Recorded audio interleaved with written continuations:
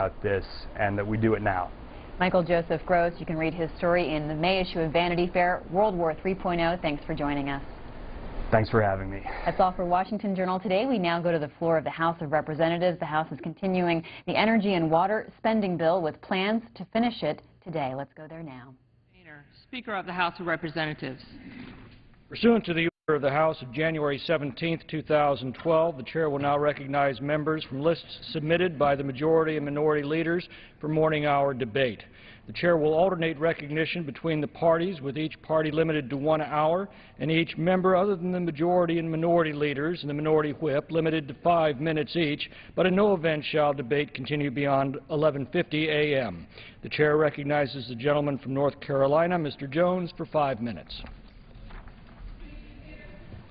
Mr. Speaker, thank you very much. And I still very, very disappointed that during the debate of the National Defense Authorization Act that Mr. McGovern and myself had an amendment known as the McGovern-Jones Amendment, that all it did, Mr. Speaker, was to set the parameters and the benchmark for bringing our troops home after 2014.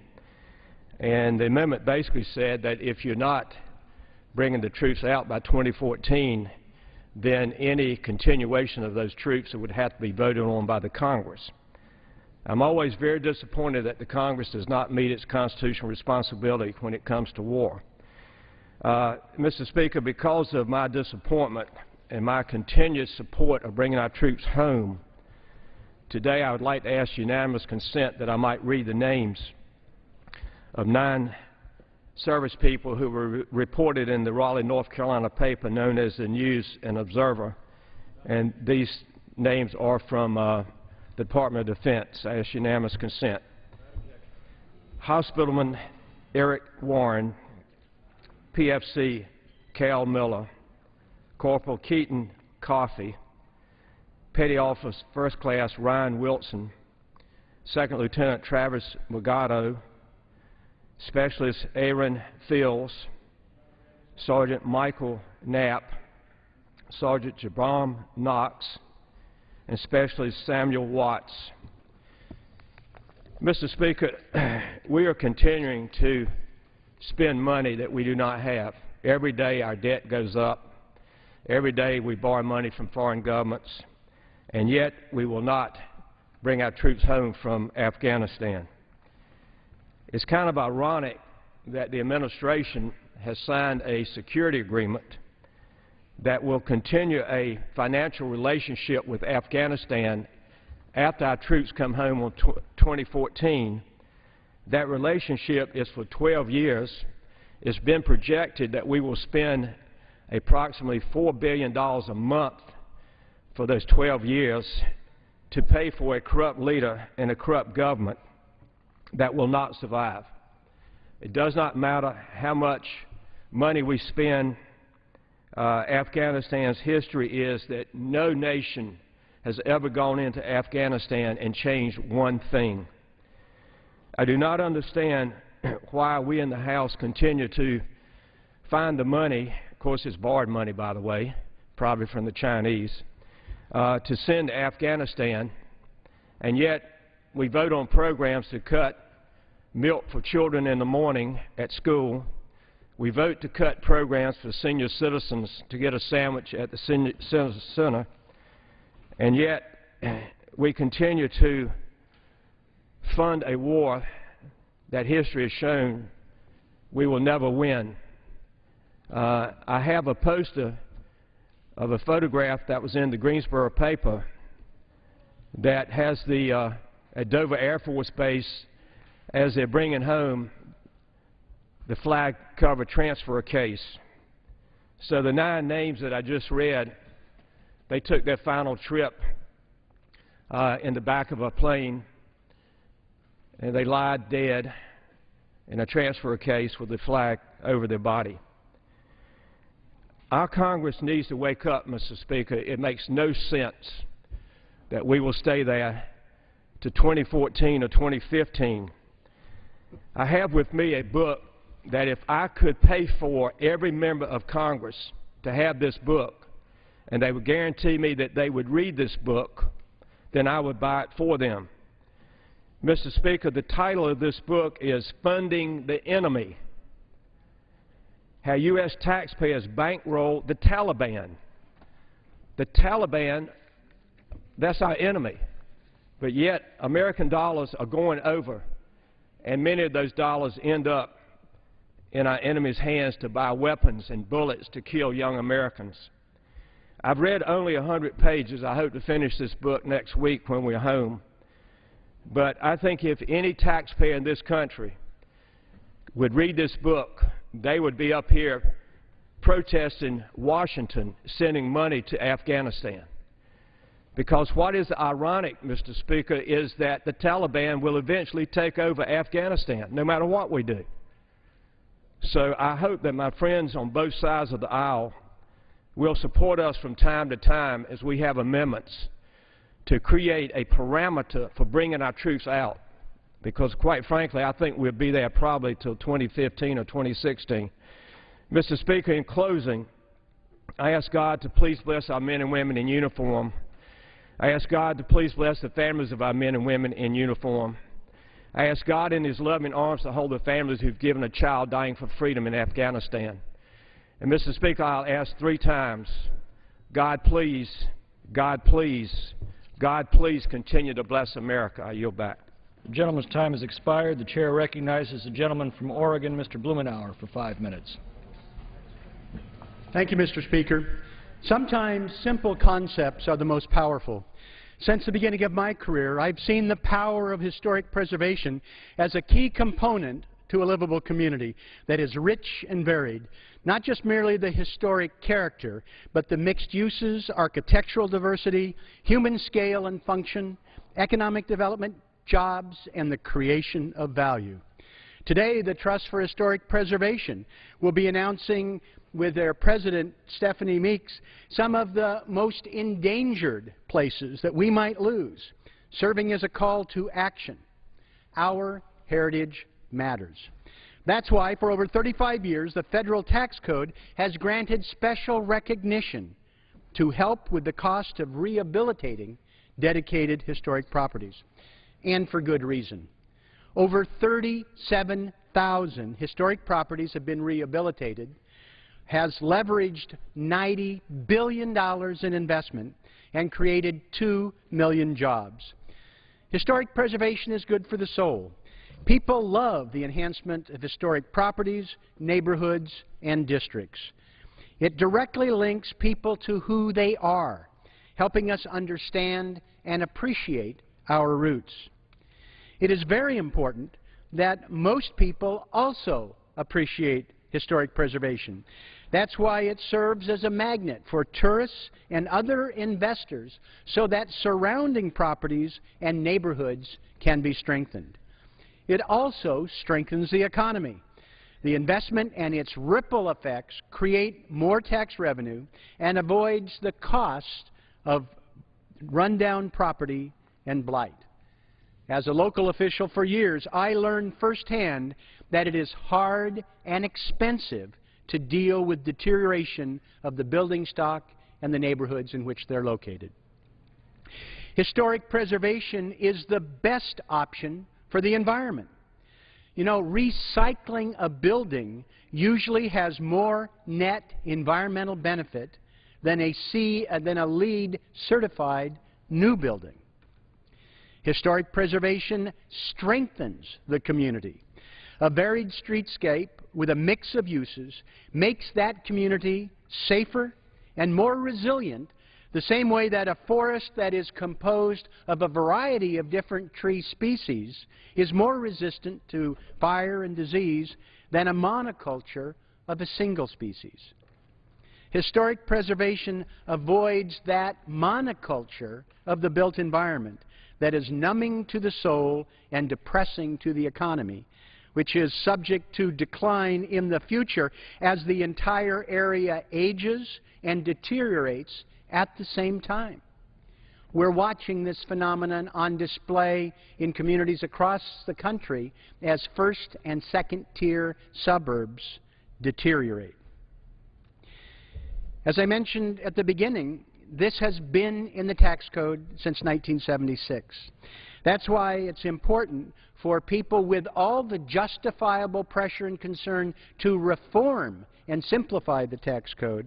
We must retain tools for historic preservation.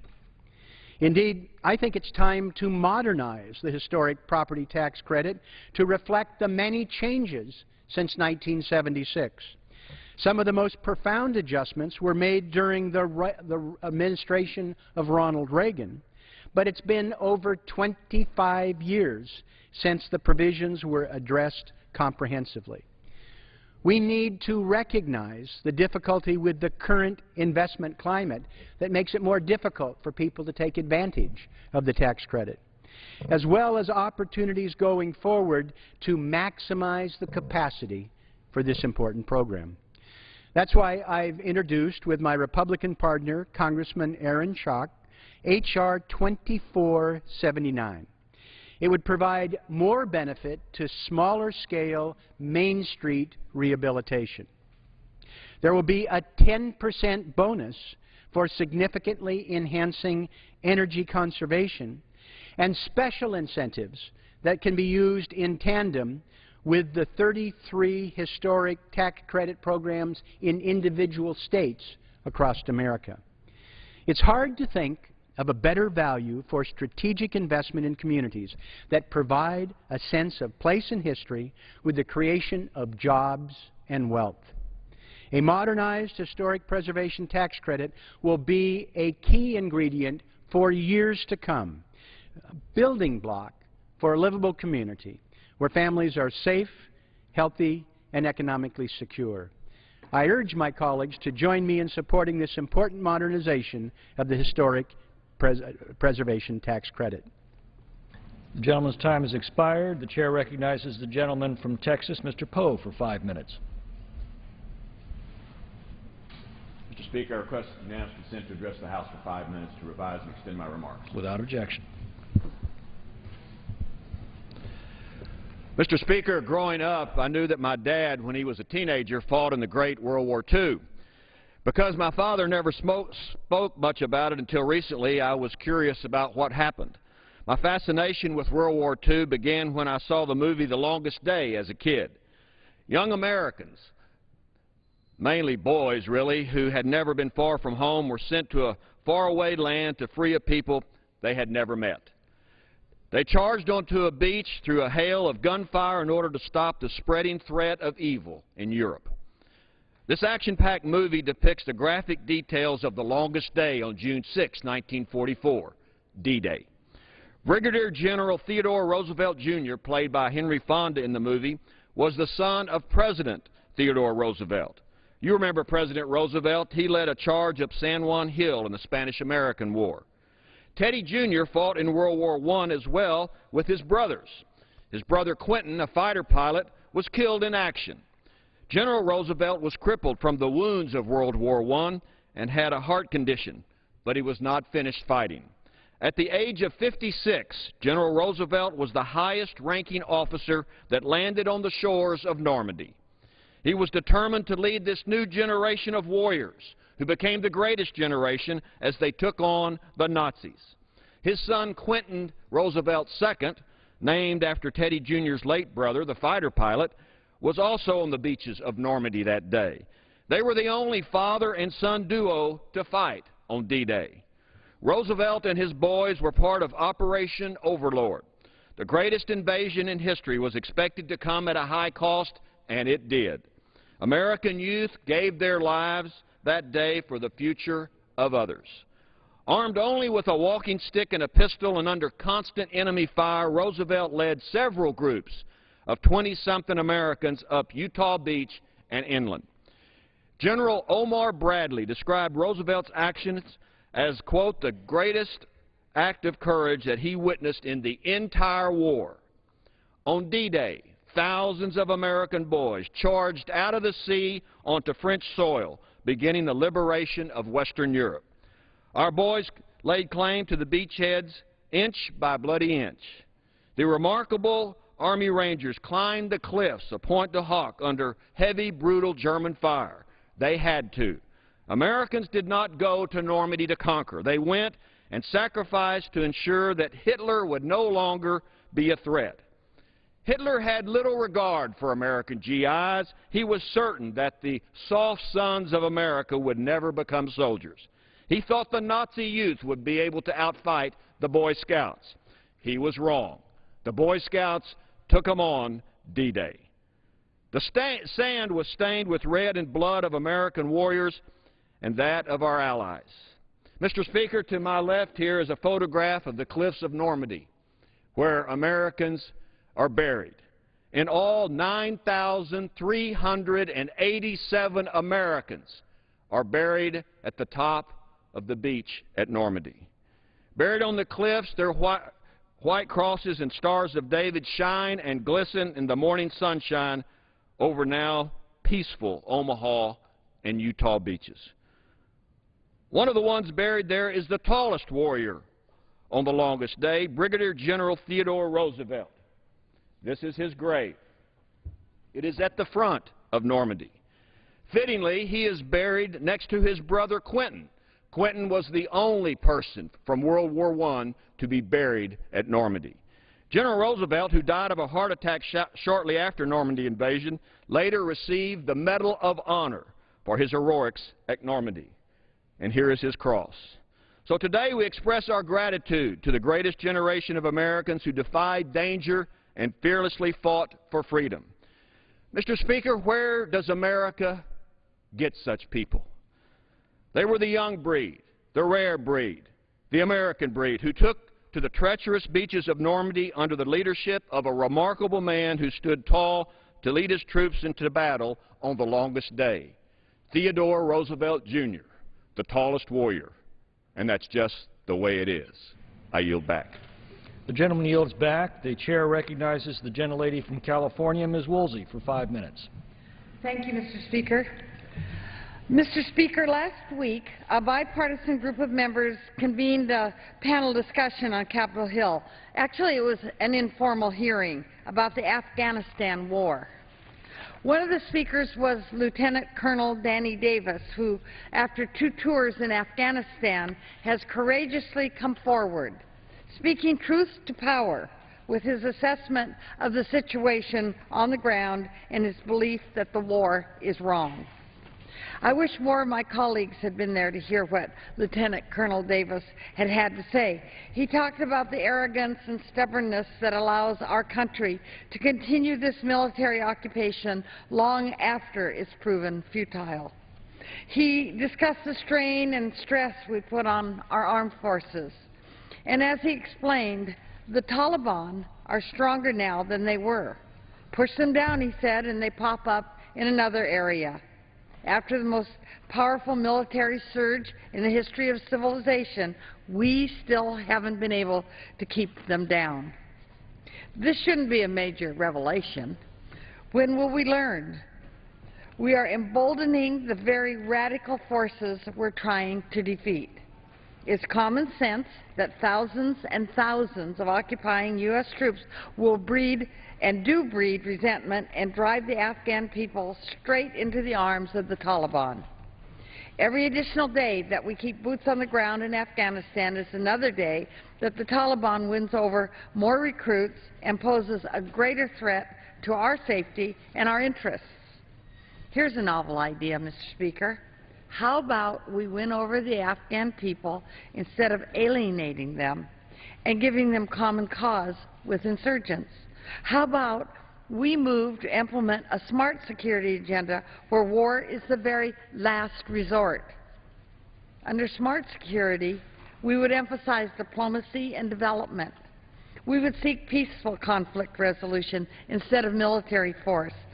And instead of launching drone attacks on troubled nations half a world away, smart security would have us empowering and investing in the people who live there.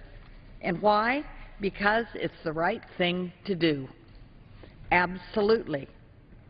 But also because the goodwill it engenders works to our benefit. Because by helping people, we help ourselves. The foundation of smart security is the recognition that killing more people will not make us safer, that it will undermine our national security instead of contributing to it. But if we help send Afghan girls to school, if we help Afghan women get proper prenatal care, if we help Afghanistan rebuild its infrastructure and its economy, there are things that will advance in our interests, and our security will be better off. A freer, more democratic, more prosperous Afghanistan is one where the extremists can't get a toehold, where the Taliban can't exploit and feed off people's desperations. And by the way, Mr. Speaker, we can do smart security at a fraction of the cost of our current approach, pennies on the dollar. Humanitarian aid is a lot more cost-effective than weapons systems and military occupations. The current Afghanistan policy has been given a chance to work, and it has failed spectacularly. The time for patience, after more than a decade of war, has long since come and gone. As a matter of moral decency, fiscal sanity, and common sense, it's time now to bring our troops home. I yield back. The gentlelady yields back. The chair recognizes the gentleman from Texas, Mr. Olson, for 5 minutes. Without objection.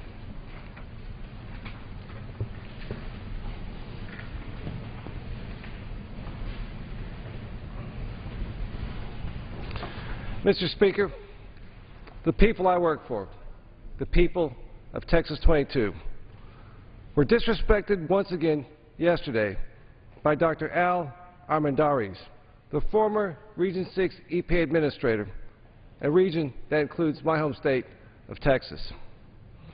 After losing his job a few weeks ago because he advocated using Roman tactics like crucifixion to beat down America's producers of fossil fuel energy, Dr. Armendariz finally accepted an invitation to testify today before the House Energy and Power Subcommittee of the Energy and Commerce Committee. Late yesterday, Dr. Armendariz informed the committee that he had changed his mind. He could no longer come. He couldn't come. I don't know why he couldn't come. It wasn't weather. I checked. I flew up from Texas last night, yesterday morning, no problems. I checked Dallas-Fort Worth, nothing. 9 flights out of Dallas-Fort Worth, where Dr. Armendariz lives, American Airlines flew here yesterday to Reagan National. None of them were delayed. Why couldn't he come? He chose not to come because he could not defend his actions to his employer, the people of Texas 22, the district I represent, and the people of Region 6.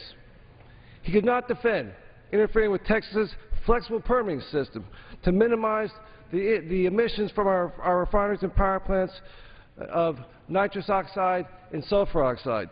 Texas' flexible permitting system works. Those emissions have been cut double the national average in Texas, while we're the fastest growing state in America. That's a great testament to how they work. You cannot grow more than any state in America, add industry, and have a reduction that doubles the national average. We did that, and yet Dr. Armendariz threw that out. He could not defend jamming Texas into the cross-state air pollution rule this past summer.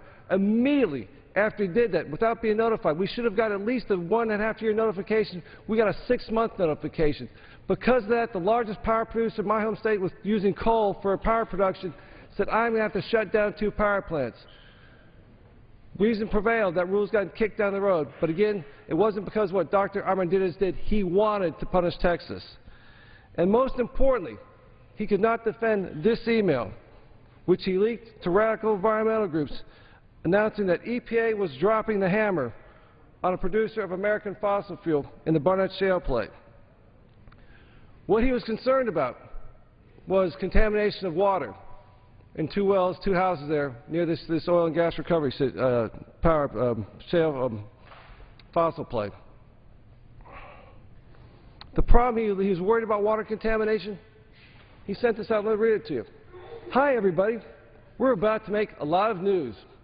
The first story has already been printed. There'll be an official press release in a few minutes. Also, time to TiVo Channel 8. Bug David for more info.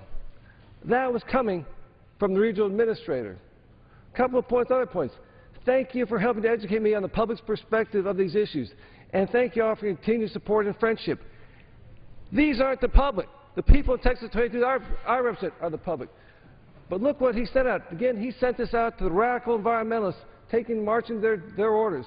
Here was the response from one of them, Texas Sheriff.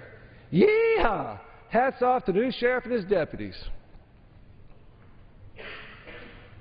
Texas does not need a new sheriff and new deputies. We need a regional administrator that wants to strike a common sense balance between a growing state and clean air and clean water. The American people were fooled in November of 2008. With the help of Dr. Armendariz, they won't be fooled again. I yield back the balance of my time.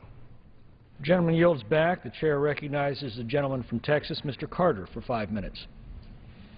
Mr. Speaker, I wish to address the House for 5 minutes and revise extend my remarks. Without objection.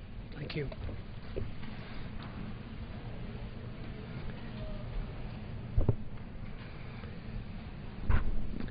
Mr. Speaker, as the Army Caucus co-chairs, my colleague and I rise today in celebration of the United States Army's upcoming 237th birthday. Since June 14, 1775, when the first company was formed to defend our great country against the British, the brave men and women of the Army have upheld the 7 core values of this strong brotherhood. Those values are loyalty, duty, respect, selfless service, honor, integrity, and personal courage. Today, the Army stands over 1 million strong. We pause to salute the soldiers and fallen warriors of 237 years past, whose legacies our soldiers strive to uphold. We pause to thank them for their service and sacrifice in every conflict and war in the history of our nation.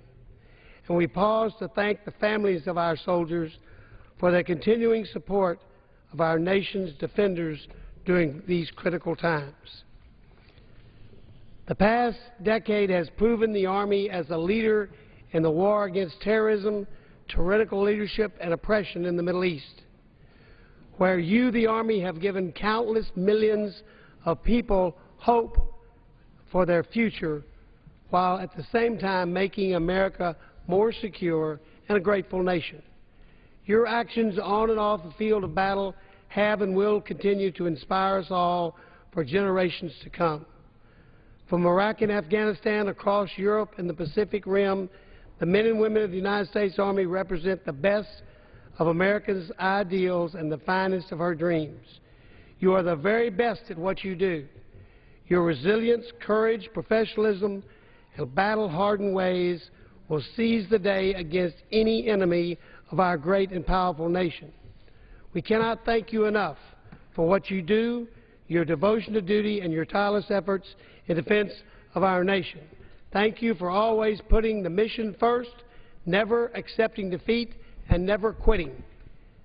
For 237 years, you have made it perfectly clear that no matter who rises up against our country, there's one thing that will never change. You always have been and will continue to be Army strong. Mr. Speaker, thank you, and I yield the balance of my time to my good friend and co-chair, Mr. Reyes. Gentleman from Texas, Mr. Reyes, is recognized. Thank you, Mr. Speaker, and I want to thank my colleague and co-chair, fellow co-chair for the Army Caucus, Judge Carter, for yielding me the time to honor the United States Army on its 237th birthday. The Army, as my colleague has said, dates back to 1775. It has always stood tall, both in peacetime and in times of war, in times of conflict or police actions, which means that our men and women, our proud men and women in the Army, have stood in harm's way to benefit freedom, not just for our country, but throughout the world. Our Army has been at war now for over 10 years. Today it is battle-tested, and it's proven itself once again. Our Army is over 1 million strong, composed of some of America's most dedicated and outstanding individuals. So today, I'm proud to stand with my co-chair to take a moment to recognize the men and women who selflessly serve our Army for the past 237 years, especially those who made the ultimate sacrifice defending our freedom and our American way of life. We pause to thank our soldiers and their families for their service and their commitment, which remains steadfast and strong. From the Revolutionary War to the current conflict in Afghanistan, our Army has triumphed over those who seek to harm our country. For 237 years, the Army has always been relevant and remains a critical force for world freedom today. With the transformation of the Army to a leaner, lighter, and more lethal force, the United States Army will continue to be vital to our national security and to the national security of countries around the globe. As we plan for the future, let us reflect on the great legacy that the United States Army has given this great nation through the men and women who were and are proud to be Army Americans. Our soldiers, non-commissioned officers, and officers of the United States Army are the most outstanding fighting force in our world. We cannot thank them enough for their dedication to excellence and for their commitment to duty, honor, and country. And let us not forget their families who sacrifice for our national security as well. Their execution is unmatched, their commitment is unwavering, and their bond is unbreakable. I am proud to be part of that Army lineage, and this morning as I wear this Army Strong tribute, I salute our brave men and women who have made our Army great, but who have kept our country safe and secure and represent the global effort to maintain freedom around the world. So again, I am proud to stand with my co-chair, Judge Carter, and pay tribute for the past 237 years of sacrifice to our great United States Army. And with that, I'll yield back to my colleague. The gentleman's time has expired. Thank you, Mr. Speaker. Thank you. The chair recognizes the gentleman from Arizona, Mr. Quayle, for 5 minutes. Thank you, Mr. Speaker. Now, Mr. Speaker, at a time of record-breaking debt and deficits, or really any time at that matter, it boggles the mind that the Obama administration would spend $20 million of taxpayer money to pay for propaganda on behalf of Obamacare. Yet that has happened. Mr. Speaker, I've seen these commercials that attempt to explain the supposed benefits of Obamacare, but they are just poorly conceived campaign ads. It's bad enough that American taxpayers are on the hook for this massively expensive boondoggle, which does nothing to solve the underlying problems in our healthcare system. It's bad enough that many Americans are losing their healthcare coverage because of this bill. And the bill is causing more and more doctors to drop Medicare patients. It's bad enough that Americans will see their tax bill go up because of Obamacare. Now the Obama administration expects the American people to pay for ads touting the law that did these things. Rarely does a day go by where we don't hear of a new negative effect of this disastrous legislation. This week, we learned that many students are seeing their university-based or individual health care premiums rise dramatically. Some colleges have either dropped their student health plans entirely or are planning to do so as Obamacare mandates kick in that force students to purchase health plans that in most cases go far beyond what is necessary. Then yesterday, we saw an op-ed in the Wall Street Journal by Stephen Greer, who was involved in a grant approval process for an Obamacare program. Through this op-ed, we got yet another dismal view into the twisted bureaucracy that is implementing this disastrous legislation. Mr. Greer recounts one case in which $1.9 million grant was given to George Washington University for a program which is expected to produce merely $1.7 million in health care savings. Mr. Speaker, even before full implementation, Obamacare has been a costly disaster for the American people. This arrogant, taxpayer-funded propaganda campaign just adds insult to injury. And like Obamacare, the ad campaign should end immediately. Thank you, Mr. Speaker, and I yield back. The gentleman yields back. The chair will receive a message. Mr. Speaker, a message from the Senate. Madam Speaker, Secretary. I have been directed by the Senate to inform the House that the Senate has passed S. 2061, cited as the former Charleston Naval Base Land Exchange Act of 2012, in which the concurrence of the House is requested. If no other members seek recognition, pursuant to Clause 12A of Rule 1, the chair declares the House in recess until noon today.